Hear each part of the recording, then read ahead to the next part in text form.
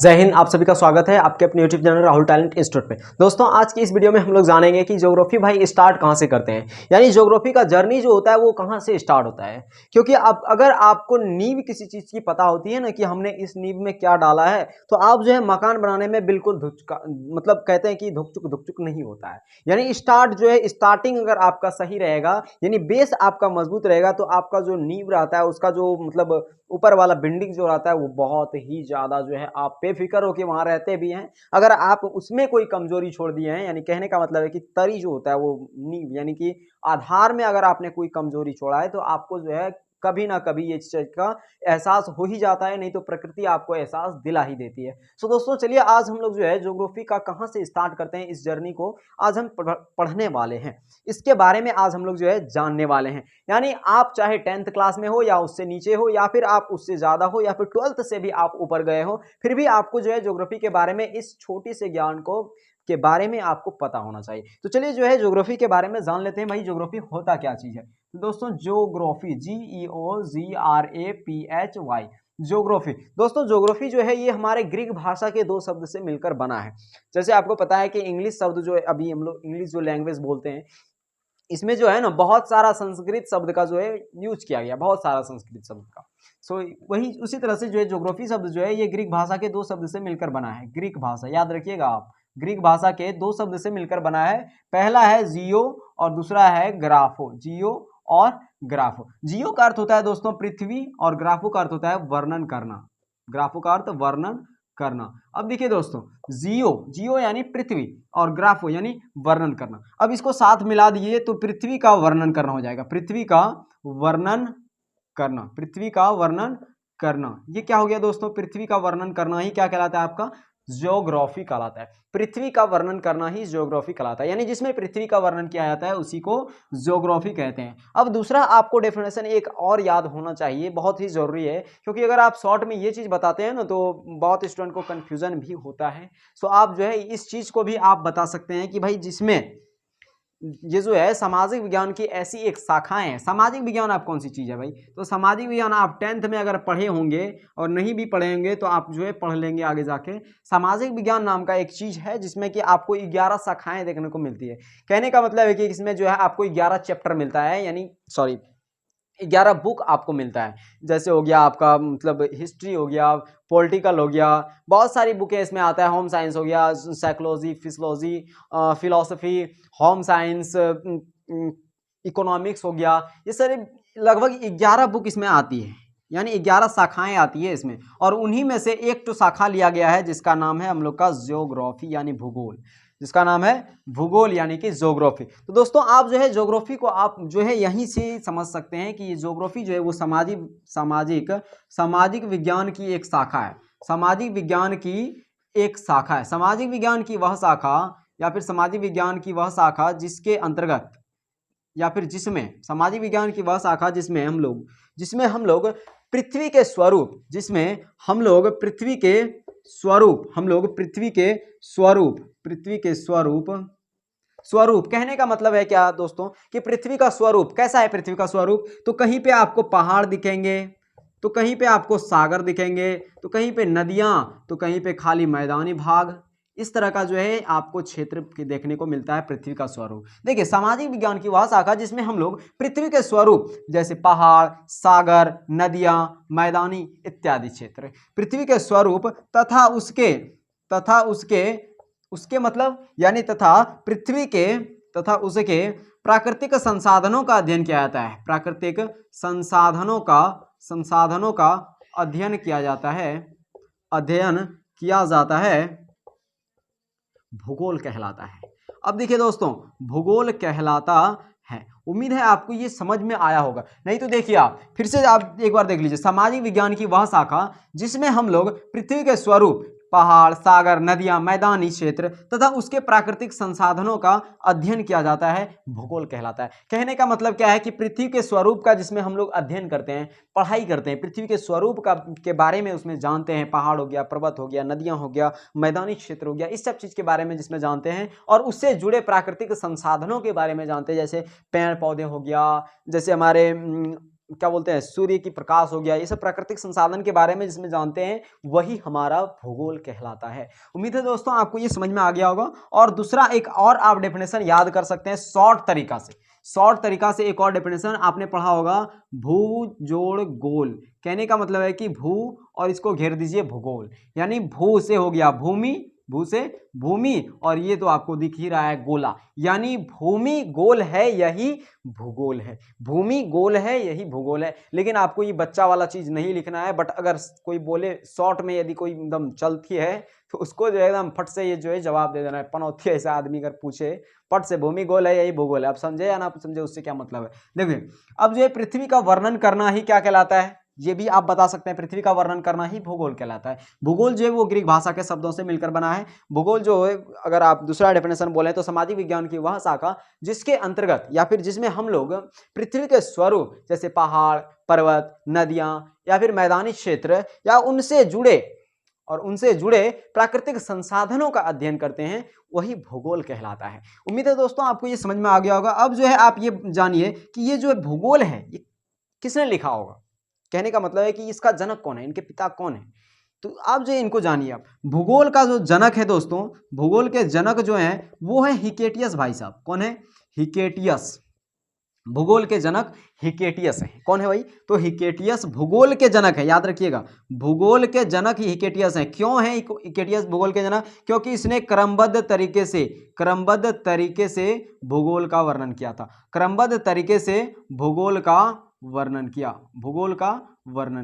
क्रमबद्ध तरीके से दोस्तों, क्रम बाय क्रम। जैसे आप मूर्ति देखते हैं, मूर्ति का जो क्रम बाय क्रम तरीके से उसका जो वर्णन करता है, यानी उसको जो बनाता है, उनमें जो संरचना बालों की देता है, उनमें जो वस्त्र पहनाता है, हाथ गोड़ हर चीज जो करता है, वो कौन होता है? तो कलाकार होता है, यानी आर्टिस्ट होता है, उसको बनाने वाला। तो वो क्या हो गया? मूर्ति का जनक। क्या हो गया वो? मूर्ति का जनक। वैसे तो मूर्ति उसने जो है मिट्टी के मदद से ही बनाया, बहुत सारे पदार्थ की मदद से उसने जो है बनाया उसको, लेकिन वो जो बनाया, उसकी जो संरचना दी, वो किसने दी? तो कलाकार ने दी। तो कलाकार उस मूर्ति का क्या हुआ? जनक। कलाकार क्या हुआ? उस मूर्ति का जनक। अब उस मूर्ति का जो नाम देगा, जैसे हो गया हमारे हिंदू धर्म में जो है बहुत सारी नाम है, बहुत सारे देवी देवताओं का नाम है, तो उनका जो नामकरण जिसने किया, जिसने मान लीजिए पब्लिक जनताएं जो है उनका नामकरण करती हैं कि ये जो है दुर्गा माता बन गई, या फिर वो बोलता है कि वे भोलेनाथ बन गया, ये कार्तिकेय बन गया। तो जो नामकरण कर रहा है ना, वो अलग जनक कहलाता है, वो भी एक अलग जनक कहलाता है, जनक भी एक अलग कहलाता है। यानी जो शब्द का जो है शब्द को दिया है, जैसे मूर्ति को देख के ही जो है शब्द दे दिया, तो ये क्या हुआ? शब्दों वाला जनक। तो इसी तरह का जब इसने जो है वर्णन कर दिया क्रमबद्ध तरीके से, जब इसने इसको जो है भूगोल को जब सजा दिया ना, तो इस भूगोल शब्द का जो जनक कहलाया, यानी भूगोल शब्द जो दिया था, किसने दिया था? तो इरेटोस्थनीज ने। इरेटोस्थनीज ने, याद रखिएगा आप, इरेटोस्थनीज ने भूगोल शब्द को दिया था। इरेटोस्थनीज ने भूगोल शब्द को दिया था। उम्मीद है आपको समझ में आ गया होगा। उसी मूर्ति वाले उदाहरण से आप रिलेट कर सकते हैं। जिसने मूर्ति पूरा बनाई वो क्या हो गया? तो हिकेटियस भाई साहब। क्या हो गए? हिकेटियस। लेकिन उस मूर्ति को देखने के बाद जो उसको नामकरण कर दिया, वो कौन हो गए? इरेटोस्थनीज। उम्मीद है दोस्तों आपको जनक के बारे में पूरा बात क्लियर हो गया होगा। लेकिन आप देखिए इसकी जो है कुछ पुस्तकें आती है जो कि बहुत इंपॉर्टेंट है। इरेटोस्थनीज की पुस्तक है, क्या बोलते हैं यार, इरेटोस्थनीज छोड़िए, पहले जो है इकेटियस की पुस्तकें याद करिए। इसकी पुस्तकें जो है थोड़ा सा बड़ा लगेगा, लेकिन इसकी पुस्तकें देखिए, जस पेरिडियस, याद रखिएगा, ये जस पेरिडियस इनकी बहुत ही महत्वपूर्ण पुस्तक है दोस्तों। और ये जो है आपको जो दिख रहा है इरेटोस्थनीज, इनकी पुस्तक है एंथ्रोपोजियोग्राफी। उम्मीद है दोस्तों आपको जो है इन दोनों के बारे में क्लियर हो गया होगा और जनक के बारे में पूरा क्लियर हो गया। भूगोल का जनक कौन हो गया भाई? तो भूगोल का जनक हिकेटियस, लेकिन भूगोल शब्द का जनक कौन हो गए? तो इरेटोस्थनीज। तो आप जो है सबसे पहले इसका एक स्क्रीनशॉट ले लीजिए।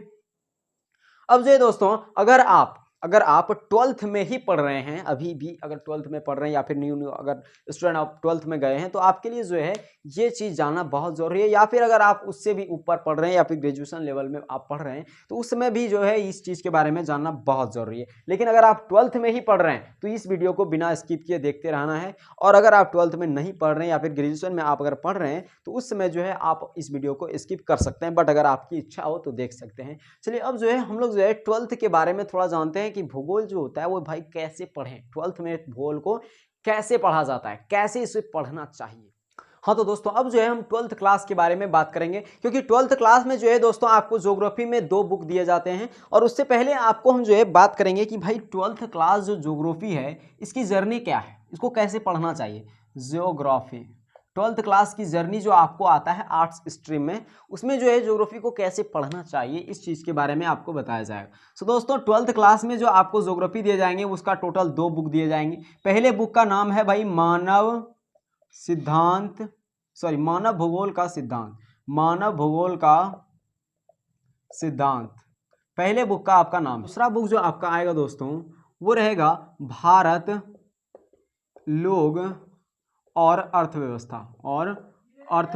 भारत, लोग और अर्थव्यवस्था, ये आपका टोटल 2 बुक देखने को मिलेगा। तो दोस्तों इस 2 बुक को आपको जो है, इसमें जो है आपको टोटल 10 चैप्टर मिलेंगे, बट इसमें आपको 12 चैप्टर मिलेंगे। तो क्या आपको ये पूरा 2200 चैप्टर पढ़ना होगा? नहीं, 2200 चैप्टर आपको नहीं पढ़ना है। इस चैनल पे आपको जो है पूर्ण तैयारी कराई जाएगी और सारे चैप्टर को जो है आपको कवर कराया जाएगा। और ये मैं गारंटी के साथ बता सकता हूँ कि अगर आप 10 चैप्टर के वीडियो को अगर आप सही से रियल बाय मतलब स्टेप बाय स्टेप अगर आप देख लेते हैं ना, तो आपको गारंटी हम दे सकते हैं, और आप भी ये गारंटी दे दोगे कि ये 12 चैप्टर खुद ब खुद क्लियर हो जाएगा।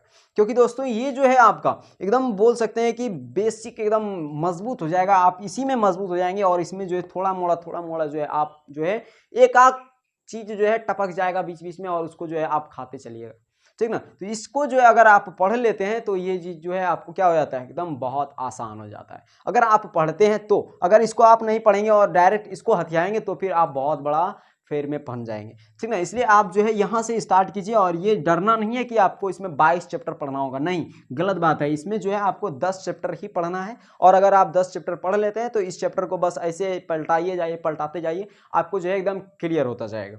तो इस चैप्टर में 10 चैप्टर में जो है पहला चैप्टर का जो नाम है आपका वो सबको पता है, मानव भूगोल प्रकृति सब वगैरह है। तो मानव भूगोल को जो है पढ़ना है। तो देखिए दोस्तों मानव भूगोल आया कहाँ से। मानव भूगोल अभी तक तो हम लोगों ने पढ़ा कि भूगोल, अभी तक हम लोगों ने क्या पढ़ा, भूगोल। तो दोस्तों भूगोल की भी 3 शाखाएं होती है। कितनी शाखाएं? तो भूगोल की 3 शाखाएं होती है। पहले का नाम है भौतिक भूगोल। क्या नाम है भाई? तो भौतिक भूगोल। और दूसरे का नाम है मानव भूगोल। और तीसरे का नाम है प्रादेशिक भूगोल। दोस्तों भौतिक भूगोल का नाम होता है फिजिकल ज्योग्राफी। और मानव भूगोल ह्यूमन ज्योग्राफी। उसके बाद प्रादेशिक भूगोल रीजनल ज्योग्राफी। तो दोस्तों ये तीनों भूगोल हैं आपकी, और उनमें से जो है सबसे इंपॉर्टेंट आपका जो आता है वो पहला सेशन में मानव भूगोल को पढ़ना है। तो सबसे पहले आप जानिए कि भाई मानव भूगोल होता क्या चीज़ है, क्योंकि भूगोल हम लोगों ने जान लिया, लेकिन मानव भूगोल क्या होता है, मानव भूगोल क्या चीज़ है। तो दोस्तों आप जो है बस अपनी भाषा में समझिए, अपनी भाषा में, कि देखिए भूगोल के साथ क्या जुटा है, मानव, यानी जिसमें कहने का मतलब क्या है, अपनी बात मतलब अभी जो है अपनी भाषा में समझिए। मानव भूगोल के पहले मानव जुड़ गया। इसका मतलब क्या है कि इस भूगोल में जो है पृथ्वी वगैरह इस सब चीज के बारे में नहीं बताया जाएगा, लेकिन उसके साथ साथ जो है मानव जिस चीज से जुड़ा है उसके बारे में बताया जाएगा। वही मानव भूगोल में हम लोग पढ़ेंगे। समझ में आया? यानी भूगोल में जिसमें हम मानव जिस चीज से जुड़ा है, कहने का मतलब है कि प्राकृतिक चीजों से जिस भी प्राकृतिक चीजों से मानव जुड़ा है उसी के बारे में अध्ययन जिसमें करेंगे वही हमारा मानव भूगोल होगा। अब इसका डेफिनेशन आप सुनिए और याद भी इसको रखना है। तो दोस्तों अब वहां हम लोग बोले थे भूगोल में सामाजिक विज्ञान की वह शाखा, लेकिन यहाँ क्या बोलेंगे, भूगोल की वह शाखा। क्या बोलेंगे? भूगोल की वह शाखा। क्यों भाई? तो क्योंकि भूगोल का ही ये शाखा है ना। तो भूगोल की वह शाखा जिसके अंतर्गत क्या भाई? तो जिसके अंतर्गत मानव की उत्पत्ति से लेकर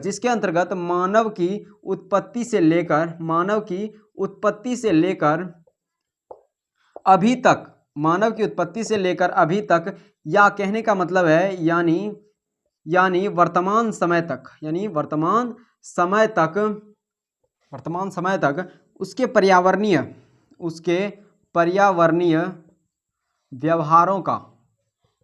व्यवहारों का अध्ययन जिसमें किया जाता है, व्यवहारों का अध्ययन किया जाता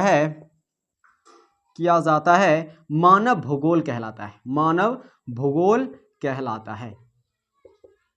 अब देखिए दोस्तों इस चीज का भाई क्या मतलब है, जिसके अंतर्गत मानव की उत्पत्ति से लेकर अभी तक यानी वर्तमान समय तक, कहने का मतलब है कि जब मानव की उत्पत्ति हुई, यानी आपको पता है कि आदि काल से ही मानव की उत्पत्ति हुई है, तो आदि काल से लेकर अभी तक यानी अभी की जर्नी जो चल रही है, अभी का जो सेशन चल रहा है, इस समय तक यानी अभी तक यानी वर्तमान समय तक उसके पर्यावरण के साथ व्यवहारों का अध्ययन, ये लाइन बहुत इंपॉर्टेंट है, पर्यावरण के साथ व्यवहारों का जिसमें अध्ययन क्या आता है वही भूगोल कहलाता है। अब देखिए दोस्तों पर्यावरण व्यवहारों क्या होता है, पर्यावरणीय व्यवहार क्या होता है। दोस्तों देखिए हमारे साथ जो है बहुत सारी मतलब पर्यावरण से हम लोग जुड़े हैं, जैसे देखिए हम लोग श्वास लेते हैं, ये भी पर्यावरण से ही हम लोग जुड़े हैं। उसके बाद पेड़ काट के हम लोग जो है घर वगैरह बनाते हैं, ये भी पर्यावरण से जुड़े हैं। उसके बाद आदि मानव की बात करें तो उस समय भी जो है जंगल में मतलब जो आदि मानव थे वो जंगल में छुपते थे, ये भी जो है क्या है पर्यावरण से जुड़े हैं। और आज के सेशन में देखें तो हम लोग जो है जंगल की कटाई करते हैं ज्यादातर, तो ये भी क्या है पर्यावरण के साथ जुड़े हैं, उनके साथ व्यवहार कैसा कर रहे हैं, प्रकृति के साथ कैसा व्यवहार कर रहे हैं, इसी सब चीज के बारे में जिसमें हम लोग पढ़ते हैं। यानी कि जब मनुष्य की उत्पत्ति हुई और अभी तक जो पर्यावरण के साथ उनका संबंध है, इसी चीज के बारे में जिसमें हम अध्ययन करते हैं, इसी चीज के बारे में जिस बुक में हम पढ़ते हैं, उसी को क्या बोलते हैं भाई मानव भूगोल। याद हो गया। अच्छा अब बताइए भूगोल को तो किसने दिया था, भूगोल का जनक कौन था, तो भूगोल का जनक हो गया था हिकेटियस। लेकिन मानव भूगोल का भी तो कोई जनक होगा, मानव भूगोल का भी तो कोई जनक होगा। अब इसका जनक कौन है, तो इसका जनक है भाई हमारा, इसका जनक है Friedrich Ratzel, Friedrich Ratzel, Friedrich Ratzel. याद रखिएगा दोस्तों, ये जो थे पर्सिया के रहने वाले थे, पर्सिया। फ्रेडरिक रेटजेल साहब जो थे वो पर्सिया के रहने वाले थे, पर्सिया के रहने वाले फ्रेडरिक रेटजेल साहब थे। फ्रेडरिक रेटजेल साहब पर्सिया के रहने वाले थे, पर्सिया के रहने वाले फ्रेडरिक रेटजेल साहब थे, जिसने कि जो है मानव भूगोल को क्रमबद्ध तरीके से वर्णन किया। यानी मानव भूगोल के जनक कौन थे, तो पर्सिया के रहने वाले फ्रेडरिक रेटजेल साहब। इसे जो है शॉर्ट नाम से भी बुलाते हैं दोस्तों, रेटजेल के नाम से, रेटजेल के नाम से। इसने जो है इस चीज को दिया, यानी मानव भूगोल को जो है इसने वर्णन किया, इसकी चर्चा की इसने। तो इसके बारे में जो है आपको थोड़ा सा याद रखना है। और यहाँ से क्वेश्चन बनता है आपका कि मानव भूगोल के जनक कौन थे, तो फ्रेडरिक रेटजेल साहब मानव भूगोल के जनक थे। अब दोस्तों यहाँ से जो है यहाँ से एक और क्वेश्चन बनता है कि फ्रेडरिक रेटजेल साहब कहाँ के रहने वाले थे, तो पर्सिया के रहने वाले थे। उम्मीद है दोस्तों आपको ये चीज पता हो गया होगा, और सॉरी मानव भूगोल के बारे में भी पूर्ण रूप से पता हो चुका होगा, और इसके जनक भी आपको पता हो गया होगा, रेटजेल साहब इनके जनक थे। अब दोस्तों इसमें जो है एक बात आती है कि भाई जब ये जनक थे, तो ये रेटजेल साहब जब ये जनक थे, इसका मतलब इसने भी जो है कुछ ना कुछ परिभाषा तो दिया होगा भूगोल के सामने, यानी मानव भूगोल में कुछ ना कुछ तो डेफिनेशन दिया होगा अपने हिसाब से। तो इसने भी जो है एक डेफिनेशन दिया जो कि एकदम लाइन बन गया है, इंपॉर्टेंट लाइन, और इसको जो है कई बार क्वेश्चन में पूछा भी गया है। यानी कहने का मतलब है इसने कहा कि भाई जो भी आदमी है अगर वो मानव भूगोल का अध्ययन करेगा ना, यानी इनके द्वारा ही क्रमबद्ध तरीके से लिखा हुआ मानव भूगोल, जो भी आदमी है अगर वो मानव भूगोल का अध्ययन करेगा ना, तो उनके सामने द्वैतवाद की स्थिति आ जाएगी। द्वैतवाद की स्थिति क्या होती है भाई, तो द्वैतवाद की स्थिति होती है द्वैतवाद की स्थिति का कहने का मतलब है कि भाई वो जो व्यक्ति होगा उसके सामने, यानी अगर दो व्यक्ति उसको पढ़ रहा है तो उसके सामने जो है ना एक से अधिक विचारधारा उनके सामने आ जाए। कहने का मतलब क्या है कि कोई आदमी है, जैसे मूर्ति को देखने गया कोई आदमी, उसको जो है कोई अलग चीज पसंद आ रहा है, तो किसी को अलग चीज पसंद आ रहा है, तो किसी को कोई चीज बुरा लग रहा है, तो ये चीज क्या हुआ, दो अलग अलग विचारधारा आ रहा है कि नहीं। तो उसी तरह का जब कोई मानव भूगोल को पढ़ेगा तो दो अलग अलग विचारधारा आएगा, दो अलग अलग स्थिति आएगा। तो इस चीज को जो है उसने एकदम जो है बेहिचक कह दिया था उसने, किसने भाई, तो मानव भूगोल के जनक कौन थे, फ्रेडरिक रेटजेल साहब ने कह दिए थे, जो पर्सिया के रहने वाले थे। और इसने जो है जब अपने अनुसार से कहा कि मानव भूगोल जो है भाई वो चीज क्या है, तो इसने जो है कहा कि मानव भूगोल मानव समाजों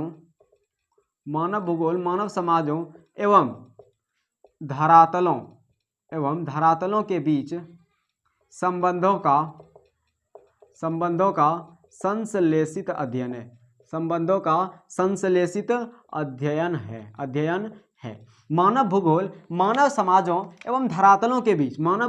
समाजों एवं धरातलों के बीच संबंधों का संश्लेषित अध्ययन। कहने का मतलब क्या है कि मानव भूगोल जो है ना वो क्या है कि मानव समाज और धरातल, धरातल का मतलब क्या है कि पृथ्वी, धरातल यानी पृथ्वी, मानव समाज है और पृथ्वी पे जितने भी चीजें वस्तु है, जितने भी चीजें स्थित है, उसके साथ जो है संबंध स्थापित करता है। कौन? तो मानव भूगोल, यानी उसके बारे में जो है हम अध्ययन करते हैं। किसमें? तो मानव भूगोल में। ये बात किसने कह दी? तो रेटजेल साहब ने। और ये लाइन जो है कई बार आपको पूछ लिए जाते हैं। रेटजेल साहब ने ये बात कही थी, कह देगा आपको जो है इस तरह का दे देगा, निम्नलिखित कथन को किसने कहा था, अब आपको बताना पड़ेगा। वो बोल देगा मानव भूगोल मानव समाज एवं धरातलों के बीच संबंधों का संश्लेषित अध्ययन है, निम्नलिखित कथन उपयुक्त कथन को किसने कहा, तो नीचे ऑप्शन दे देंगे आपको, रेटजेल, टेलर, या फिर बहुत सारे ऑप्शन, हिकेटियस, इरेटोस्थनीज, बहुत सारे ऑप्शन दे देंगे, उसमें से आपको चुनना होगा रेटजेल साहब ने इसको कहा था। आप याद रखिएगा, ये बहुत सारा इस तरह का कंफ्यूजन वाला दिमाग आता है। तो मानव समाजों एवं धरातलों के बीच संबंध, बस इतना सा आप याद रखिएगा, मानव समाजों और धरातलों के बीच संबंध जो कहा था उसने, किसने कहा था? तो रेटजेल साहब ने कहा था। ये था मानव भूगोल के जो जनक थे उनके हिसाब से मानव भूगोल का डेफिनेशन। उम्मीद है दोस्तों आपको यहाँ तक क्लियर हो गया होगा बातें। अब जो है हम थोड़ा इसके बारे में जो है और विशाल से बात करते हैं। दोस्तों अब जो है हम अगले वीडियो में आएंगे और उसमें जो है आपको बहुत सारी टॉपिक के बारे में बताया जाएगा, बहुत सारे पॉइंट आपको लिख के उसके बाद जो है बताया जाएगा। दोस्तों अगले वीडियो का आप इंतजार करिए, तब तक मिलते हैं अगले वीडियो में, तब तक के लिए जय हिंद, जय भारत।